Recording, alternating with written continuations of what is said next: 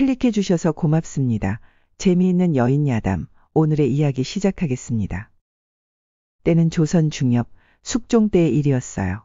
칠흑같이 어두운 밤. 목이 쉰 노파가 치성을 드리는 것 같은 이상한 소리가 다시 한번 어디에선가 들려왔습니다.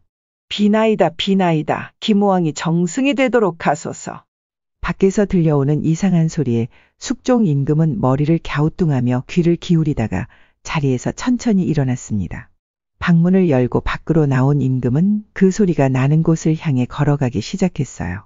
비척거리면서 마치 귀신에 홀리기라도 한 사람처럼 궁궐들의 저쪽으로 걸어갔는데 자욱하게 끼어있는 짙은 안개가 그의 시야를 가렸습니다.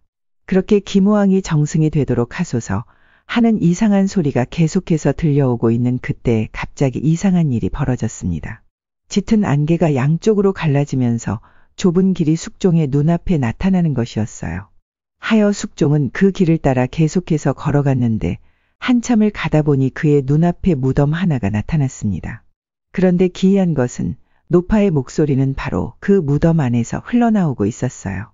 비나이다 비나이다 김호왕이 정승이 되도록 하소서. 기이한 일이로다. 무덤 속에서 사람의 목소리가 나오다니. 그러자 숙종의 이마에서는 진땀이 솟기 시작했고 등골까지 오싹해지며 온몸에 소름이 돋는 것이었어요. 순간 숙종은 감당하기 어려운 공포감을 느끼며 황급히 몸을 돌렸습니다. 바로 그때 그의 등 뒤에서 상감마마 하고 부르는 소리가 들려왔습니다. 하여 숙종이 번쩍 눈을 뜨고 사방을 둘러보니 그곳은 자기의 처소 아니었어요. 마마, 나쁜 꿈을 꾸셨나 보옵니다. 곁에 앉아있던 상궁이 고개를 숙이면서 이렇게 말하였지만 숙종은 두 눈을 껌벅거리기만 할 뿐 아무런 말도 하지 않고 주위를 두리번거렸습니다. 그러자 마마, 어서 침전으로 드시지요. 하고 상궁이 권했지만 숙종은 그 말을 들은 척도 하지 않으며 오히려 엉뚱한 명을 내리는 것이었어요. 지금 즉시 입직 승지에게 일러서 좌참찬 김호왕을 입궐시키도록 하라. 예? 밤이 야심하온데 어인일로. 임금의 말에 대전 상궁이 어리둥절해하며 묻자 숙종이 역정을 내며 다시 명하였어요. 어서 시키는 대로 하거라. 예, 어명을 거행하겠나이다. 나인과 상궁들이 모두 물러가고 혼자 있게 된 숙종은 다시 한번 꿈속에서의 이상한 목소리를 생각하며 머리를 갸우뚱했습니다. 그리고 얼마 후에 마마, 좌참찬 김호왕이 등대했사옵니다. 그래, 어서 안으로 들라하라. 그러자 방문이 열리고 김호왕이 임금 앞에 부복했는데 한밤중에 부름을 받은 까닭을 몰랐기에 그의 얼굴은 긴장감으로 가득했어요. 정저한 숙종은 불안해하는 김호왕을 묵묵히 바라보다가 이윽고 입을 열어 이렇게 물었어요. 혹시 경의 조상들 중에 안동 땅에 무덤이 있는 자가 있소? 예, 그게 무슨 말씀이시온지요? 숙종의 느닷없는 질문에 김호왕은 어리둥절하지 않을 수 없었습니다. 무엇 때문에 왕이 무덤 이야기를 꺼내는 것인지 전혀 짐작할 수가 없었기 때문이었죠. 신의 집안 선사는 안동 땅에 있지 않사옵니다. 선산이 어디에 있느냐고 물은 것이 아니오. 때로는 선산이 아닌 곳에 묘택을 만드는 경우도 있지 않소. 혹시 안동 땅에 모신 선영이 있는지 찬찬히 헤아려 보오. 예, 알겠사옵니다. 그렇게 김호왕은 잔뜩 굳어진 얼굴이 되어 조상들이 묻힌 선산들을 하나씩 머릿속으로 그려보았어요. 하지만 아무리 생각을 거듭해 보아도 그의 조상들 중에 안동 땅에 묻힌 분은 없었습니다. 때문에 일가 친척들의 선산까지 범위를 넓혀 보았지만 역시 없었어요. 하여 임금께 아뢰기를 신이 과문한 탓인지 모르겠으나 10대주 이내의 조상들 중에는 선산이 아닌 다른 곳에 묘택을 마련한 분이 없는 줄로 아옵니다. 그래요? 그렇다면 매우 기이한 일이로군. 전하, 어인 연유로 그런 것을 물으시는지요? 김호왕이 궁금해하며 묻자 숙종이 그 연유를 말하였어요. 이번에 우의정 자리가 비었기에 누구를 그 자리에 앉히는 것이 좋을까 하고 노심초사하던 중에 참으로 이상한 꿈을 꿨소. 어디선가 귀곡성 같은 이상한 소리가 들려오기에 그 소리가 나는 곳으로 가보았소이다. 그곳은 천리밖도 더 되는 아득히 먼 곳이었는데 과인의 생각으로는 안동 땅이라고 느껴지는 산골이었소. 그런데 그 산중에 있는 무덤 속에서 이상한 소리가 들려오더란 말이오. 아, 예. 하운데 이상한 소리라 하옵시면? 그 무덤 속에서 나오는 소리라는 것이 어떤 노파의 목소리 같았는데 마치 주문을 외우는 것처럼 김호왕이 정승이 되도록 하소서 하더란 말이오. 그것도 몇 번이나 되풀이를 하면서 말이오. 예? 아니 그게 무슨? 김호왕은 비로소 크게 놀라며 얼굴빛이 하얘지고 말았습니다. 정말 기이한 것은 그 꿈을 과인이 한 번만 꾸었으면 모르겠으되 그제도 어제도 오늘도 사흘 동안을 계속해서 꾸었으니 어찌 이상한 일이 아니겠소. 사흘 동안이나 계속해서라고요? 그렇소. 그래서 이건 뭔가 곡절이 있는 일이라고 생각되어 경을 푸른 것이오. 그러니 다시 한번 잘 생각해 보시오. 숙종이 이렇게 다시 묻자 김우왕이 잠깐 뭔가 생각하는 표정을 짓다가 되물었습니다. 그 무덤이 안동 땅에 있었다고 하셨는지요? 그렇소. 뭔가 짐작되는 것이 있어? 임금의 물음에 김우왕은 머리를 숙여 부복하며 말하였어요. 전하, 심려를 끼친 죄가 크오니 소신을 죽여주소서. 아니, 갑자기 왜 그러오? 숙종이 의아해하며 이렇게 묻자 김우왕이 얼굴을 들면서 말하기를. 벌써 10년도 더 되는 옛날에 있었던 일이옵니다. 그래, 그때 무슨 일이 있었다는 거요? 예, 신이 미관 말직에 있었던 어느 해 겨울에 있었던 일입니다. 저는 그때 나라의 명을 받아 휘릉이라는 곳에서 능을 관리하는 일을 하게 되었지요. 그렇게 김우왕은 오래전에 있었던 그날의 일을 임금께 이야기하였어요. 김우왕은 눈이 내리던 그날 밤에 자신의 처소에서 글을 읽고 있었는데 능참봉 권아무개라는 자가 여종에게 주안상을 차려 찾아왔습니다. 하여 둘은 마주 앉아 술을 마시게 되었는데 권참봉이 문득 한쪽에 쌓여있는 책을 보면서 말하였어요. 나으리의 결심은 참으로 놀랍습니다. 흔히들 미관 말직으로 출사하게 되면 자기도 모르게 글 공부와 멀어지게 되지 않습니까? 큰 뜻을 품었던 선비도 눈앞의 이익만 추구하는 소인배로 변하지요. 그런데 잠시 머무를 이곳에까지 수레에 책을 싣고 오셨으니 정말 대단하십니다. 원 별말씀을 부끄럽소이다. 김우왕이 머쓱해하며 이렇게 말하자 권참봉이 술잔을 입에서 떼며 물었습니다. 봄에 있을 과거에 응시하시겠지요? 그렇소. 이번에는 꼭 붙어야만 하오. 그렇게 되기를 진심으로 바랍니다. 하며 권참봉이 술을 권하자 김우왕은 두 손으로 술잔을 받으며 잔뜩 힘이 들어간 목소리로 다시 한번 말하였어요. 이번 과거에는 어떻게 해서라도 붙어야 한다오. 반드시. 반드시라 무슨 연유라도 있으신지요? 있지요. 있고 말고요. 나에게는 원수진 사람도 있고 은인이 된 사람도 있소이다. 김우왕은 술잔을 들어 단번에 쭉 마시고는 권참봉에게 건네주며 다시 말하였어요.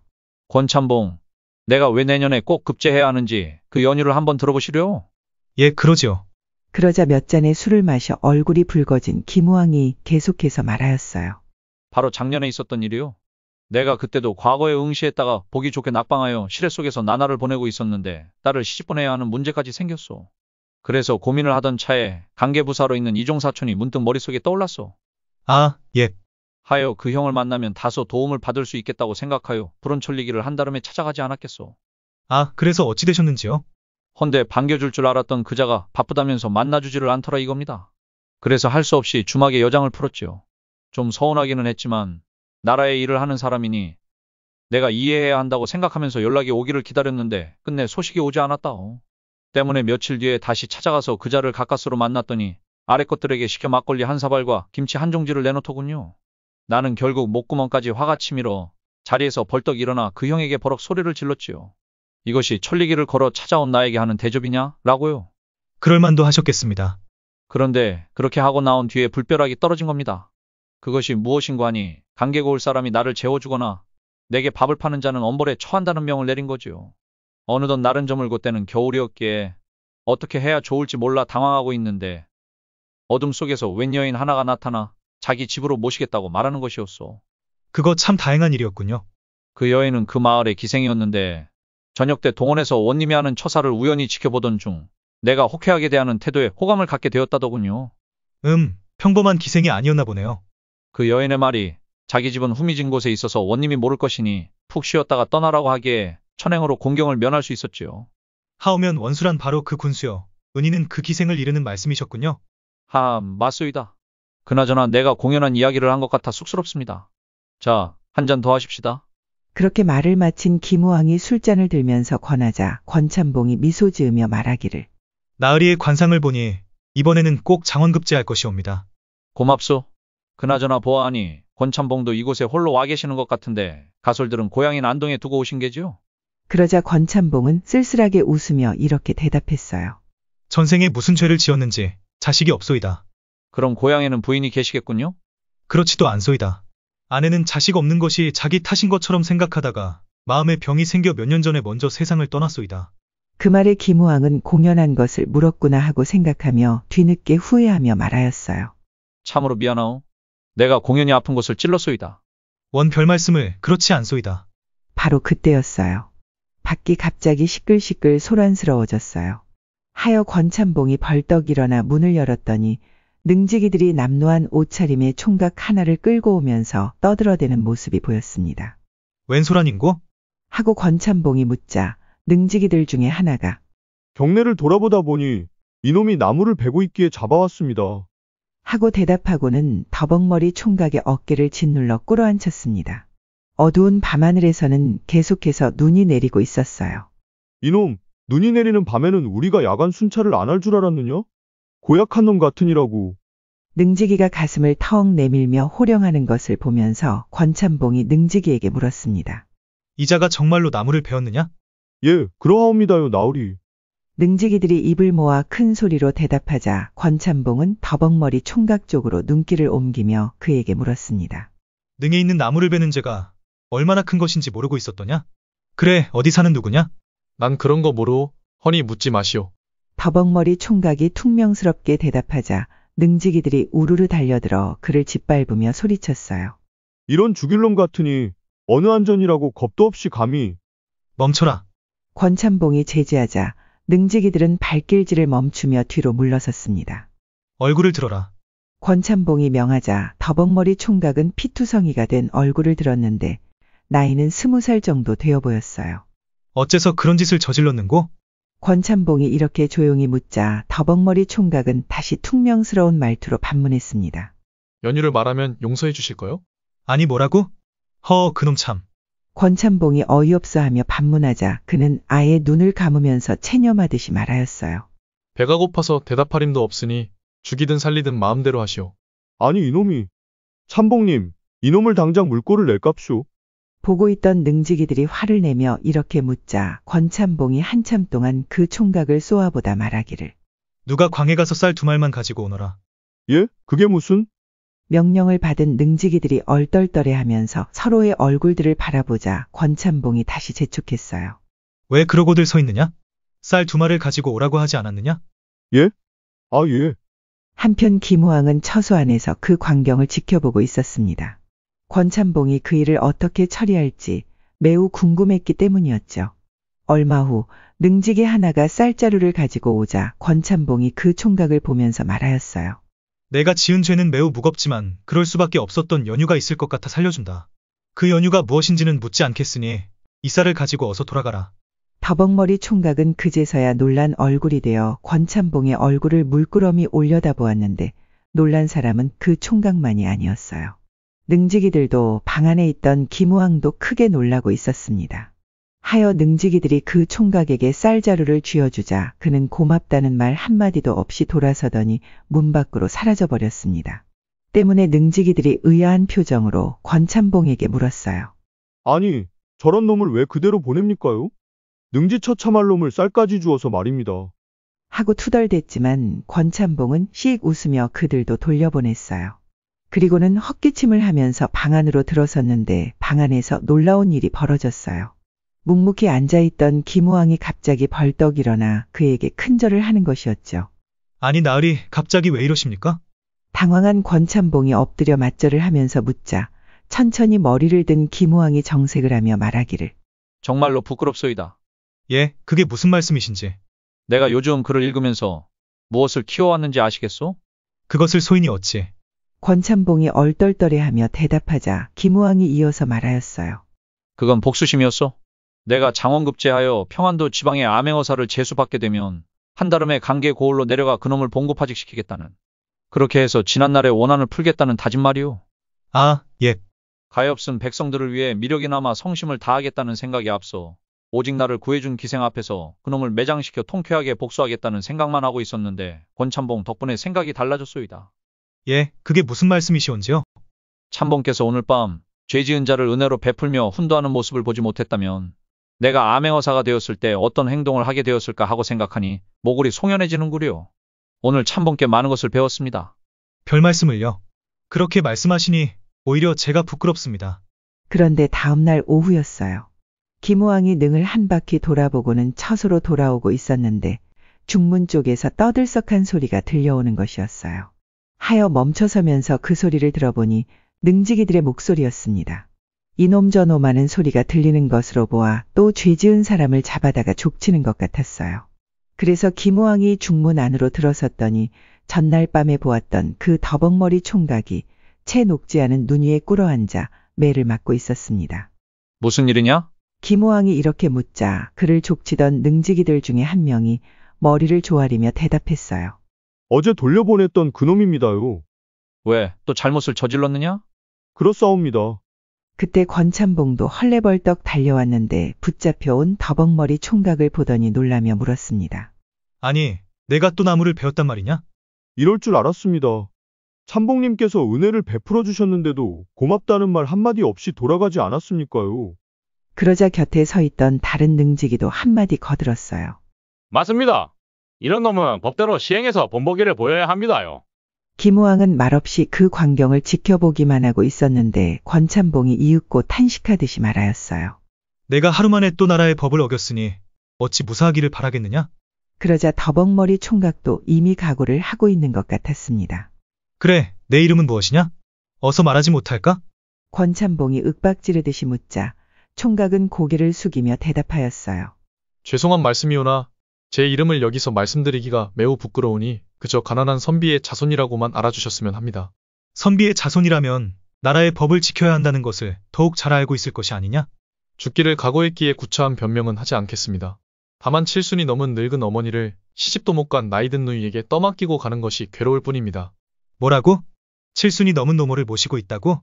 권참봉이 미간을 찌푸리면서 묻자 총각이 기운 빠진 목소리로 말하기를. 어제 죽을 죄를 지었는데도 은혜를 베풀며 풀어주신 나으리의 은혜를 제가 왜 모르겠습니까? 하지만 요즘 날씨가 하도 춥고 멀리까지 갈 힘도 없어서 또 나무를 베게 되었습니다. 쌀은 어제 주셔서 있긴 하지만 생쌀을 먹을 수는 없지 않습니까? 하지만 죄를 또 지은 것은 사실이니 어떠한 벌이라도 달게 받겠습니다. 라고 말하고는 머리를 폭 숙이는 것이었어요. 때문에 권참봉은 매우 당혹스러워하며 김호왕에게 물었어요. 어떻게 해야 좋을지 모르겠군요. 지은 죄는 미우나 듣고 보니 형편이 매우 딱한 것 같사온데. 그러자 김호왕은 머리를 몇 번 끄덕여 보이고는 이어서 능지기들에게 명하였어요. 너희들은 모두 다 물러가 있거라. 그렇게 능지기들이 모두 중문 밖으로 사라지자 김호왕은 더벅머리 총각 앞으로 다가서며 물었습니다. 그래, 모친의 연세가 지금 몇이신고? 금년에 74이 되셨사옵니다. 그럼 누이의 나이는? 30이옵니다. 30이라. 하고 뇌아리던 김호왕이 다시 말하기를. 누이가 그 나이가 되도록 시집을 못 간 것을 보니 어딘가가 흠이 있는 게로구나. 그러자 공손하게 대답하던 총각이 갑자기 눈꼬리를 치켜올리며 반발하듯이 말하였어요. 흠이라니요, 가당치도 않습니다. 굳이 따지자면 오직 가난하다는 것이 흠입지요. 그래? 그렇다면 말이다. 지금부터 내가 너의 집안을 위해 좋은 일을 하려고 하는데 내 말에 따르겠느냐? 김호왕이 엉뚱한 말을 던지자 권참봉은 의아해하는 눈으로 그를 보았고 더벅머리 총각도 따르겠다는 의사표시를 하였어요. 죄를 지어 죽게 된 몸이니 무슨 일인들 못하겠사옵니까? 그러자 김호왕은 고개를 몇 번이나 끄덕이고는 다시 말하였어요. 그렇다면 말이다. 내 누이와 이 참봉어른이 혼사를 맺게 하면 어떨까? 그러면 만사가 모두 해결될 것이라고 생각되는데 말이다. 그 말에 총각은 크게 놀라는 얼굴이 되었는데 권참봉 또한 자기의 귀를 의심할 정도로 놀랐습니다. 나으리, 그게 도대체 무슨 말씀이신지. 권참봉이 묻자 김호왕이 빙그레 웃으며 말하였어요. 참봉께서 후사가 없이 또 보살펴주는 사람도 없이 홀로 사시는 것이 매우 딱해 보입니다. 그리고 보아하니 저 총각의 처지는 쌀말 정도로는 구할 수 없는 것 같군요. 그러니 두 집이 혼사를 맺게 된다면 저 총각은 노모를 봉양할 걱정이 없어지니 좋고 참봉께서는 노후가 쓸쓸하지 않을 테니 좋고 나라에서는 능을 침범하는 도벌꾼이 없어져서 좋고 그러니 일석삼조가 되지 않겠소? 그리고는 김호왕은 엄숙한 얼굴로 그 총각을 부르며 이렇게 말하였어요. 여봐라, 이렇게 중대한 누이의 혼담을 어찌 너 혼자서 결정할 수 있겠느냐? 그러니 너는 지금 집으로 돌아가 어머니와 상의하여 허락을 하시면 즉시 달려오너라. 그럼 저를 풀어주시는 건가요? 총각이 엉거주춤하면서 묻자 김호왕이 그의 어깨를 만지며 말했습니다. 그래, 어서 가서 어머니와 의논해보거라. 권창봉은 마음속으로는 김호왕의 제안에 박수를 보냈지만 겉으로는 먼 산을 바라보며 내색을 하지 않았어요. 알겠습니다요, 나으리. 그럼 다녀오겠습니다. 더벅머리 총각이 꾸벅 절을 하고는 돌아서자 김호왕이 권참봉의 손을 잡으며 말하기를. 권참봉, 추운이 들어가서 기다립시다.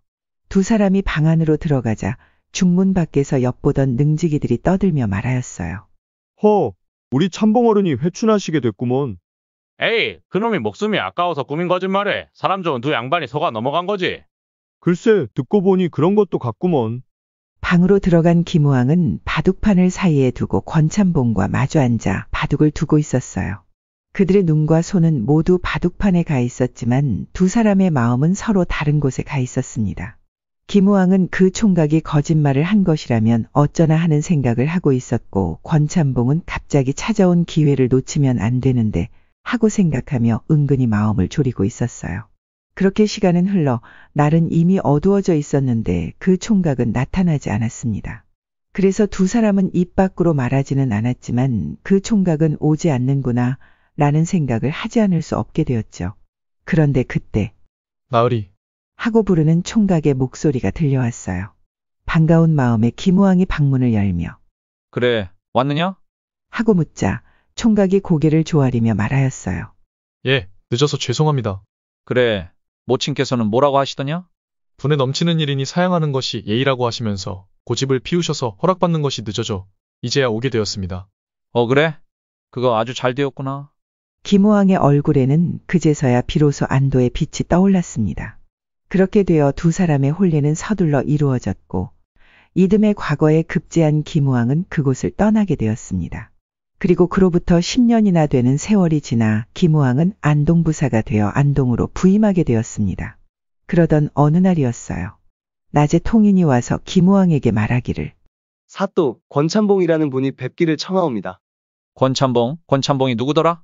하고 중얼거리며 기억을 더듬고 있는데 사또, 휘릉의 능참봉이었던 이 사람을 벌써 잊으셨는지요? 라는 소리가 들리기에 눈을 들어서 보니 권참봉이 들어와 절을 올리는 것이었어요. 김우왕은 너무나 놀랍고 반가워서 그의 손을 덥석 잡으며 말했습니다. 아니 권참봉, 이게 도대체 얼마만이요?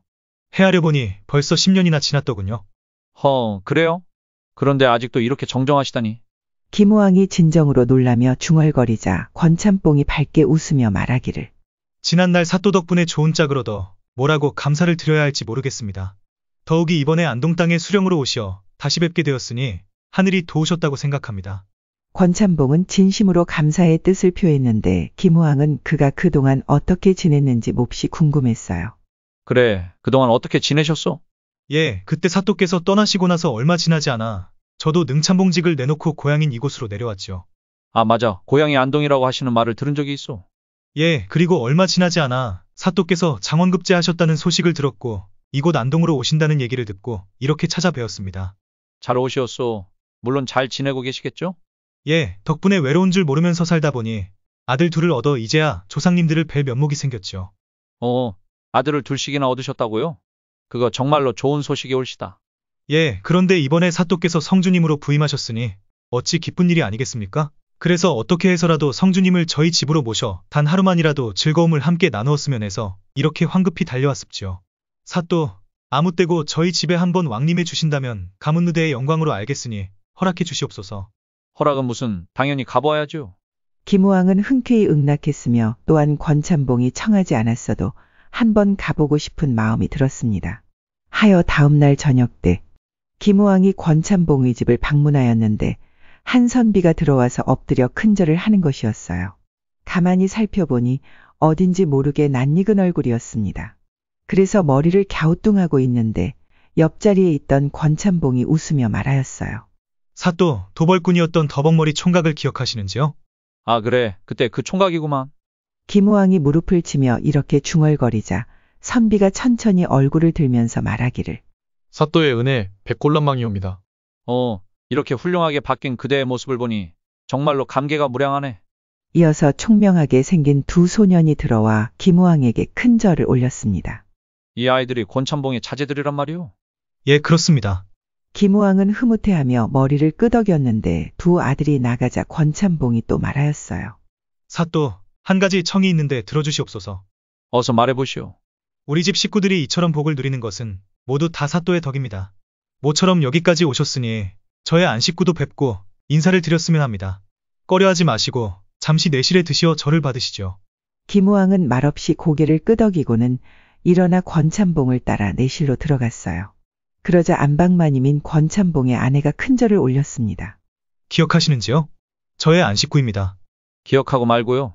김우왕이 그렇게 말하고는 환하게 미소 짓고 있었는데 그때 어디선가 기이한 소리가 들려오는 것이었어요.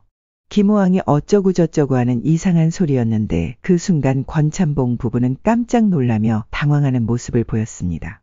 그리고 그 소리가 계속해서 들려오자 권찬봉은 이윽고 옆방으로 통하는 문을 열며 말하였어요. 사또, 여기를 한번 보시겠습니까? 그러자 김우왕은 움찔하고 놀라며 두 눈을 크게 떴습니다. 그 방에는 염주를 손에 쥔 채 허공으로 시선을 보내며 무슨 말인가 웅얼거리고 있는 한 노파가 앉아 있었습니다. 8순이 넘은 저희 장모님이십니다. 아, 장모님. 그때 노파가 계속해서 뭐라고 중얼거리고 있었는데 김우왕이 자세히 들어보니 비나이다 비나이다 김우왕이 정승이 되도록 하소서. 라고 하는 것이었어요. 하여 김우왕이 눈이 휘둥그레지며 아니, 저게 도대체 무슨 말씀이요? 하고 물었더니 권찬봉이 쑥스러워하며 말하기를 예, 저를 사위로 삼아 집안이 안정된 것이 다 사또께서 베푼 은덕 때문이라고 말씀하시며 항상 축원을 드리기 시작하셨죠. 해서 후원의 단을 쌓고 낮이나 밤이나 사또께서 정승이 되게 해주십사 하고 빌고 또 비셨죠.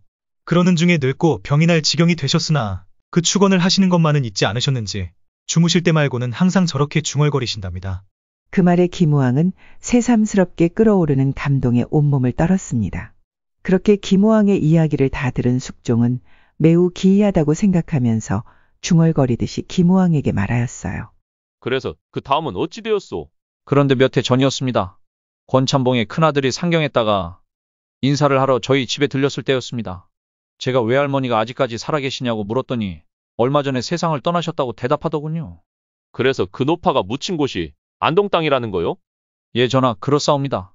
돌아가시고 고향의 선산에 모셨는데 마지막 숨을 거두실 때까지도 그 소리를 되풀이했다고 하더군요. 그 말에 숙종은 다시 한번 감동했는지 머리를 끄덕이면서 중얼거렸어요. 살아서 10년 동안이나 정성스럽게 빌었던 소원이라면 저승에 가서도 어찌 잊을 수 있을 것인가? 아마도 그 노파가 저승에서도 없는 그 소리가 과인에게까지 전해진 것 같소. 정말로 놀라운 일이 아닐 수 없도다.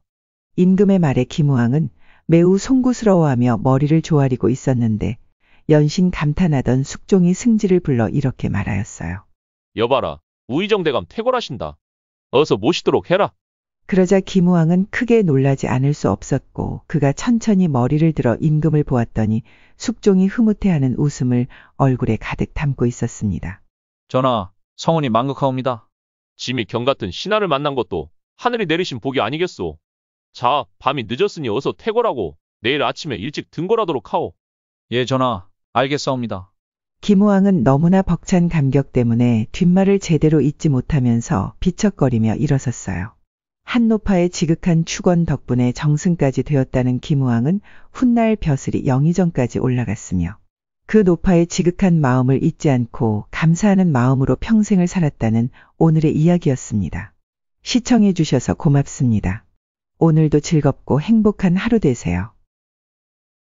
옛말에 숟가락들 힘만 있어도 구독과 좋아요를 누른다 하였사옵니다. 부디 구독하여 주시옵소서.